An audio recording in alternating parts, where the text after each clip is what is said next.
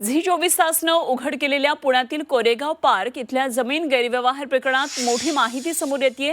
उद्योग संचालनालय विभागानं अमेडिया कंपनीला दिलेलं इरादापत्र आता मागे घेऊन रद्द केलंय। उद्योग संचालनालय विभागानं ही कारवाई केली आहे आणि इरादापत्र मिळाल्यानंतर अमेडिया कंपनीकडून आवश्यक माहिती आणि कागदपत्रांची पूर्तता न झाल्यामुळे ही कारवाई आता करण्यात आली आहे। महत्त्वाची बातमी, पुण्यातल्या जमीन गैरव्यवहार प्रकरण जे झी 24 तासनं उघडकीला आणलं होतं त्यामध्ये एक मोठी माहिती आता पुढे येते आहे। तर कोरेगाव पार्क इथल्या जमीन गैरव्यवहार प्रकरणातली ही माहिती आहे। उद्योग संचालनालय विभागानं अमेडिया कंपनीला दिलेलं इरादापत्र आता मागे घेत रद्द केलंय आणि उद्योग संचालनालयानं विभागानं ही कारवाई केली। इरादापत्र मिळाल्यानंतर अमेडिया कंपनीकडून आवश्यक ती माहिती कागदपत्रांची पूर्तता न झाल्यामुळे ही कारवाई करण्यात आली आहे।